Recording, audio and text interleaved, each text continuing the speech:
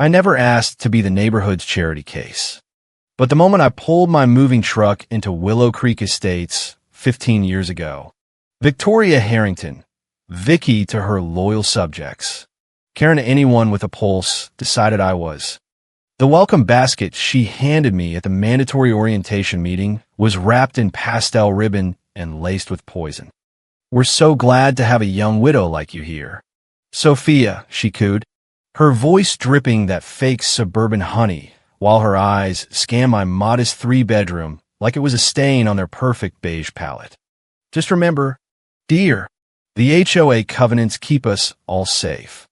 Grass at 2.5 inches exactly. No solar panels, they clash. And absolutely no personal memorials in the front yard. We're a family here. Family." The word landed like a threat wrapped in a smile. I was 23, still raw from burying my husband 6 months earlier, clutching the life insurance check that bought the house outright. I smiled back, nodded, promised to be the perfect resident. What else could I do? The other board members, perfect nuclear families with golden retrievers and matching SUVs, clapped politely. I was the token tragedy, the single woman they'd taken in out of pity. They never said it aloud that first year, but the fine started anyway. $250 from my welcome mat being non-compliant beige, $500 when my lawn guy trimmed at 2.7 inches after a rainstorm. Vicky personally measured it with a ruler at dawn, clipboard in hand, pearl necklace gleaming like a badge of authority. "It's for the community values. Sophia, you understand. I paid everyone. Quietly. I planted the approved roses, attended the approved potlucks where conversations swirled around me like I was furniture, and kept my head down while I coded late into the night on my laptop. Tech was my escape, behavioral authentication algorithms that could read a person's typing rhythm the way Vicky read violations. By year 2, I'd turned the spare bedroom into a home office, landing freelance contracts that paid the fines twice over. Mrs. Evelyn next door, the only real human in the cul-de-sac, would bring me iced tea and whisper, "You're building something special. Sweetheart, they don't see it yet, but one day the whole world will." She was the grandma I never had, the one who slipped me $20 bills with notes. For the future CEO, I kept every note in a shoebox under my bed. The board loved to joke at meetings. "Sophia's our little project. Widow discount on dues." They laughed. I smiled tighter, but the cracks showed when I tried to contribute. I offered to install free security cameras for the whole street, my prototype system that learned normal patterns and flagged real threats. Vicky shut it down in 30 seconds. "We already have the approved vendor. Dear, yours might disrupt the aesthetic. Translation, it might actually work and make her look obsolete." So I kept refining it alone, line of code after line of code, while the neighborhood newsletter ran monthly columns praising the model families and never once mentioning my name. By year 5, the pettiness had become performance art. Vicky's husband lost his job. Suddenly, every rule tightened. My bird feeder, 3 inches too close to the driveway, was cited as visual clutter. My one attempt at a small front yard herb garden for charity was condemned as unauthorized agriculture. Each violation came with a handwritten note on HOA stationery. "We're doing this for you. Sophia, we want you to fit in. Fit in." The phrase echoed like a caged door closing. I paid. I smiled. I waited. Because every fine, every snub, every late-night coding session was fuel. The algorithms I was building didn't just secure homes, they watched patterns. And I was learning the board's patterns cold. The breaking point arrived on a perfect Saturday in my 8th year. I'd planted a single white rose bush at the curb in memory of my husband. Exactly the HOA-approved variety. Exactly the approved height. Vicky's golf cart screeched up at 7 a.m. She stepped out in her signature pastel cardigan, measuring tape already out. "Sophia, honey, this simply won't do. Memorials are for the cemetery, not our streets. It's upsetting the aesthetic harmony we've worked so hard to maintain. I pointed out the covenants allowed it. She smiled that terrifying smile. The covenants are interpreted by the board. Dear. And the board has decided. 3 days later, the newsletter headline screamed, "Disruptive resident threatens community standards." My photo, taken without consent, was circled in red. Neighbors stopped waving. Playdates with the few kids on the block mysteriously ended. I was officially the problem. I still didn't fight back. Not yet. I attended the emergency board meeting in my best blazer. Sat in the back row like a good little charity case. Vicky presided like a queen, pearls gleaming under the fluorescent lights. "We've been patient. Sophia, we took you in after your loss. But you're simply not the family-oriented resident Willow Creek was built for. We've tolerated the single-woman thing long enough." Tolerated. The word hung in the air like smoke. The other board members nodded, eyes sliding away. One muttered, "We need buyers who actually contribute to property values, not drag them down." I felt the room tilt. All those years of welcome, all those fines disguised as guidance. They'd never seen me as one of them. I was the pity project, the token they could lord over. The revelation landed with the quiet finality of a gavel. I stood slowly. So I was never really welcome. Vicky's laugh was pure saccharine. "Oh, honey, we did our duty. But duty has limits." The motion passed unanimously. Forced compliance sale or escalating fines until I folded. I walked out before they could see the single tear. That night, I packed the shoebox of Mrs. Evelyn's notes, the ruby ring she'd given me before she passed, and every scrap of evidence I'd quietly saved, emails, meeting minutes, photos of Vicky's ruler measurements at dawn. I listed the house at a loss the next morning. Within a week, I was erased. My name scrubbed from the directory. My photo cut from the annual block party collage. The newsletter ran a cheerful farewell to a former resident piece that somehow made it sound like I'd chosen to leave. Willow Creek Estates closed ranks like a cult. I drove away with one suitcase and Mrs. Evelyn's blessing ringing in my ears. "Don't look back. Sweetheart. Build empires." San Francisco swallowed me whole. I rented a 9-square-foot room in the Tenderloin and poured every penny into Aegis Secure.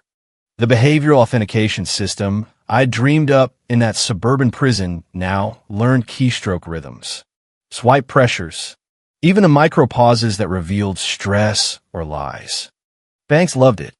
Within 18 months, we prevented our first major breach. Word spread. Venture capital came calling. I reinvested everything while the board back in Willow Creek probably toasted my disappearance with approved Chardonnay. 5 years later, Aegis Secure employed 300 people and hit $500 million in valuation. 7 years and we were the gold standard for behavioral security nationwide. 8 years after I'd been erased from Willow Creek, we went public at $2.8 billion. My 35% stake made me a billionaire at 32. The Los Altos Hills estate, $18 million of glass and steel overlooking the bay, became my fortress. 8 bedrooms I never used. A pool I never swam in. Only the home office lived, whiteboards covered in code. Monitors streaming real-time feeds from global clients. And on the desk, Mrs. Evelyn's ruby ring and a single framed photo. Success, I learned, has a long memory. Forbes ran the Tech Billionaires Next Door feature with just enough detail for anyone who once measured my grass to connect the dots. I didn't hide. I simply let the past stay buried. Until that Sunday morning when my security system chimed a rare, unexpected visitor tone. The camera feed showed them all at the pedestrian gate. Vicky in her pastel cardigan, now faded at the elbows, clutching a folder like a shield. The board members, older, grayer, desperate. Behind them, 2 children shifting uncomfortably in the back seat of a 10-year-old minivan. My former neighbors. The people who'd erased me. The intercom crackled. Sophia, we know you're in there. Vicky's voice still carried that honeyed authority, but now it cracked at the edges. We saw the Forbes piece. We had no idea how successful you'd become. I sat frozen, coffee mug halfway to my lips. 15 years of silence, and they simply appeared. No letter, no apology, just 5 adults and 2 kids at my gate like they still own the narrative.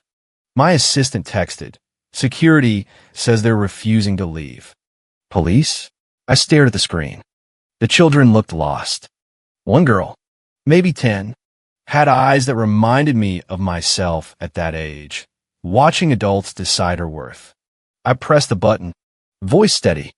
5 minutes. Adults only. Kids stay in the car. The relief on their faces was pathetic. I waited in the soaring foyer, marble floors echoing their footsteps as my housekeeper escorted them in. They drank in the opulence, abstract art worth more than their foreclosed dreams. Floor-to-ceiling windows framing the bay. Vicky's smile wobbled. "Sophia, you've done so well." I didn't offer seats. 4 minutes left. This isn't a social call after 15 years of silence. They exchanged those same meaningful glances that once excluded me. Vicky stepped forward, tears already forming on cue. "We made mistakes. The covenants, we were too strict. We're sorry." 3 minutes 30. I crossed my arms. Sorry doesn't explain the newsletter that called me disruptive, or the emails where you calculated exactly how much my fines subsidized the community pool. Their faces drained of color. I opened my laptop on the coffee table, and the wall screen lit up with their own words. Private board emails I'd quietly archived through public records, and my own early prototypes that had pinged their unsecured servers for years. Here's Vicky writing, "The Widow Project is costing us more intolerance than she's worth. Time to encourage her to relocate." Your words. Victoria. 3 weeks before you forced the sale. Vicky's mouth opened. Closed. That was taken out of context. I laughed. Low and cold. Context is the spreadsheet you all signed, tracking every cent spent tolerating me, grass measurements. Newsletter ink. Even the cost of the ruler you used at dawn.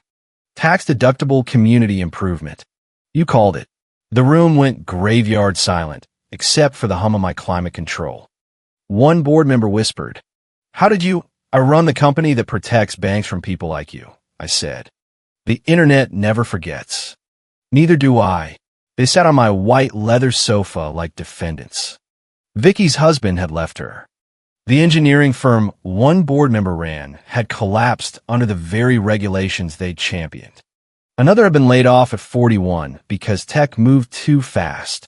The HOA itself faced a class action lawsuit from newer residents sick of the fines, millions in legal fees, property values in free fall. They needed my behavioral security system to modernize and prove compliance to the state. They needed $3 million in community investment.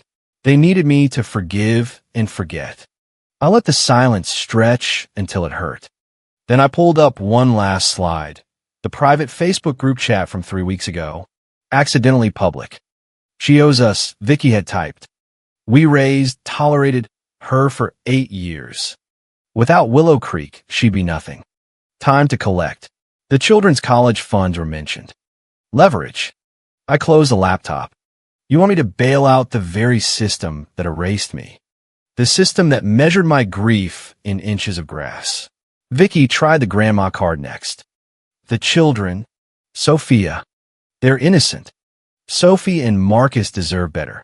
I felt the old wound twitch, but the scar tissue was too thick. Don't you dare use kids as collateral. You taught me exactly what happens when adults play those games. I walked to my desk, pulled out the worn shoebox. 63 notes for Mrs. Evelyn. Everyone reminding me I was worth more than your rules. You erased her memory from the community newsletter after she died, too. Said she was no longer an active resident. I kept every word. You kept none. I laid out the terms with the calm of someone who'd run billion-dollar boardrooms. No cash to you. No board positions. No stock options. The HOA gets nothing from me directly. Their faces crumpled. I continued, but unlike you, I don't punish children for their parents' failures. My Evelyn Grace Foundation will fund full-ride STEM scholarships for Sophie and Marcus, managed by trustees, paid straight to the schools. They'll never feel like charity cases the way I did. The relief was mixed with shame. Vicky's hand shook. That's generous. It's justice, I corrected. You calculated my existence like a business expense. I'm refusing to do the same to them. The confrontation stretched past the 5-minute mark I promised. I showed them more. Screenshots of Vicky's golf cart patrols at 6 a.m., emails mocking my widow aesthetic, the group chat where they celebrated my for sale with emojis of champagne glasses. You threw a block party the weekend I left. I have the photos. One board member actually started crying. Vicky's perfect Karen composure cracked, wide open.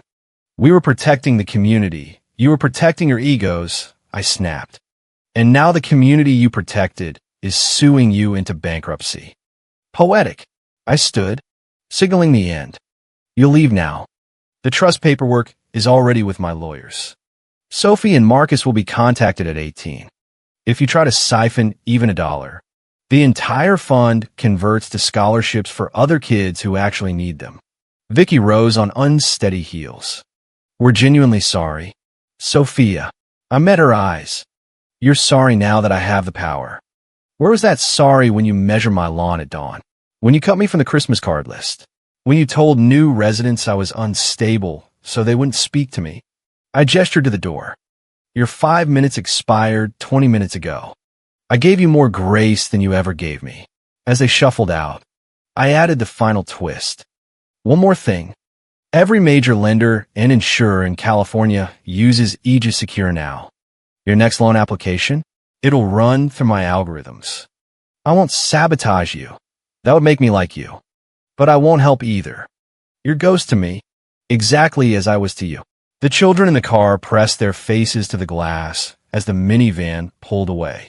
Sophie's eyes held that same quiet observation I once had. Marcus looked like he was already calculating his own escape. They have their chance.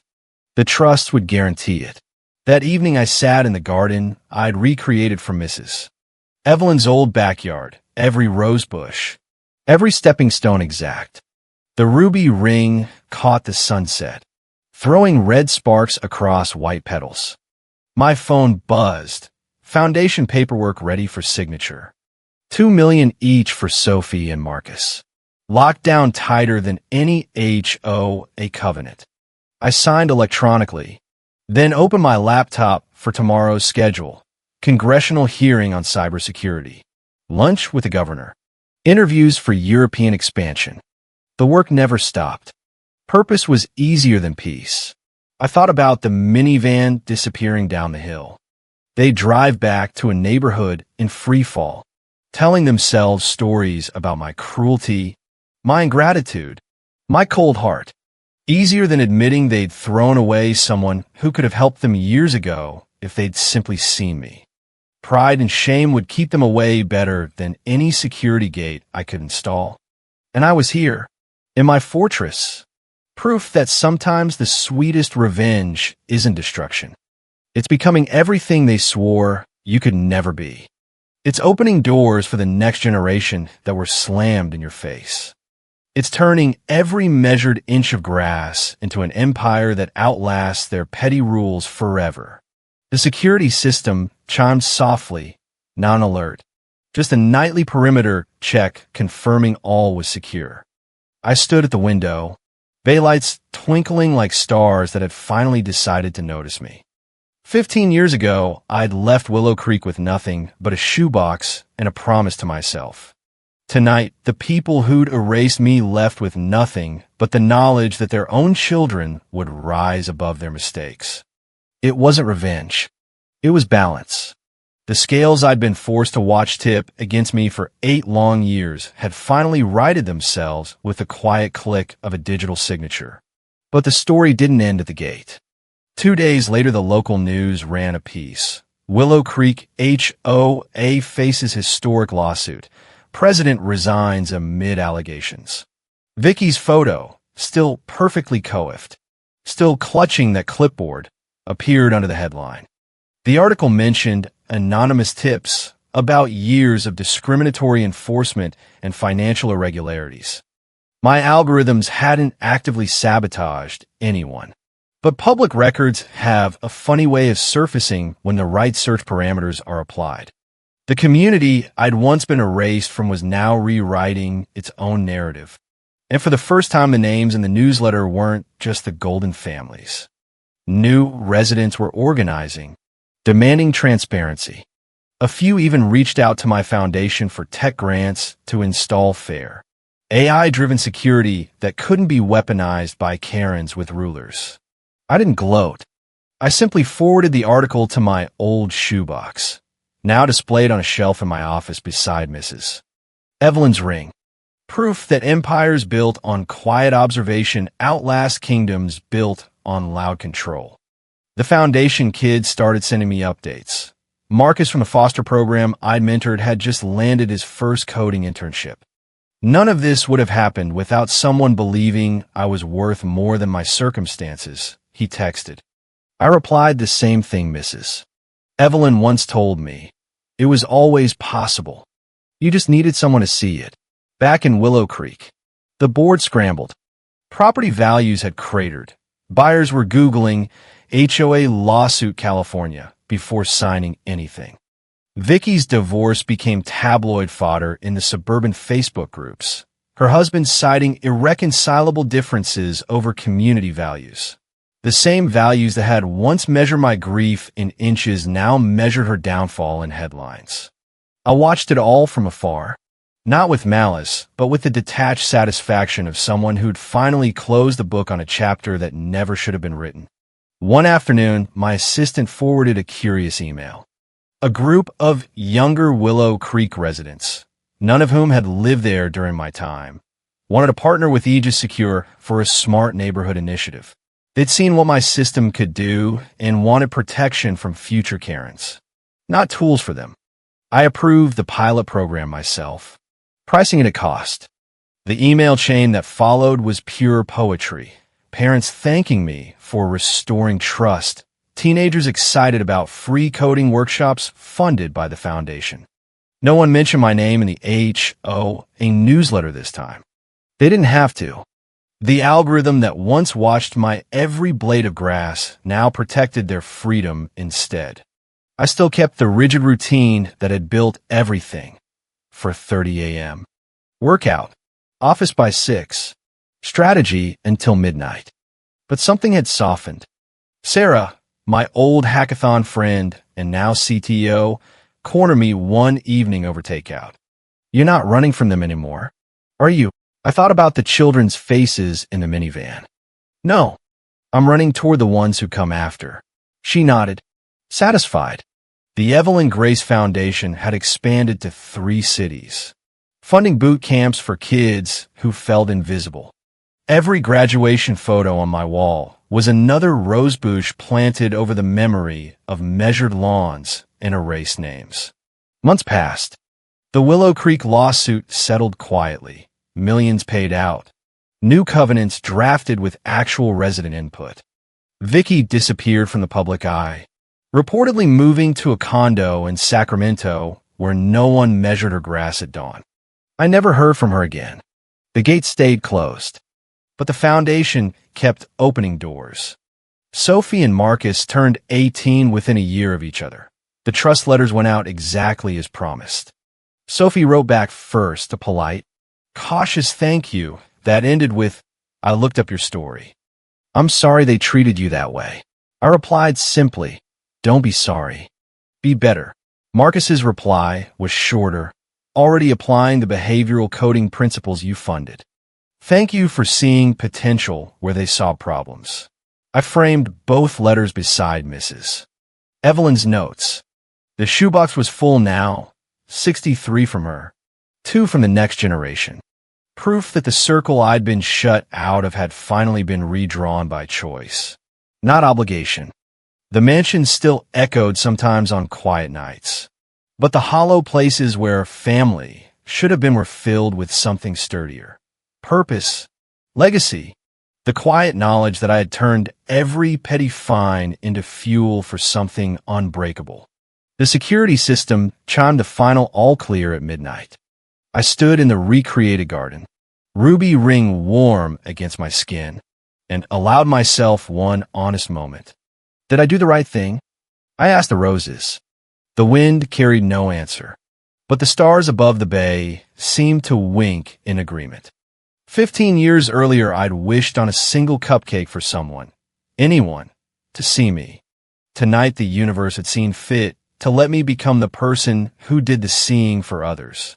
I closed the laptop on tomorrow's schedule and walked through the empty mansion that was no longer empty in spirit. Maria had left dinner in the office again, knowing I'd forget. Sarah had texted a meme about overworked CEOs. The foundation kids kept the group chat alive with memes and progress reports. My real community wasn't built on covenants or pastel cardigans. It was built on code and quiet belief. The Walkers, no. The Harringtons and their board had given me something more valuable than belonging. The ironclad certainty that I could survive without anyone's approval. They had taught me that rejection wasn't fatal. Isolation could forge independence, and pain could be alchemized into power if you were willing to do the work in silence. A final text came through from Marcus, the foster kid who'd become a senior developer thanks to the foundation. Not the HOA, none of this would have been possible without you. I typed back the same truth I'd lived. It was always possible. You just needed someone to see it. Like Mrs. Evelyn had seen it in me. Like I now saw it in every kid who refused to let someone with a clipboard define their worth.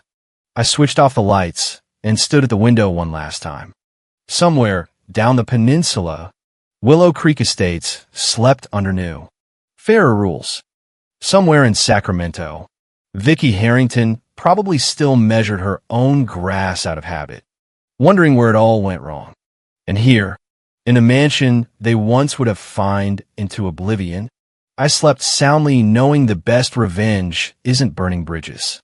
It's building skyscrapers so tall the people who try to block your view can only look up and squint. The gate stayed closed. The empire stayed open.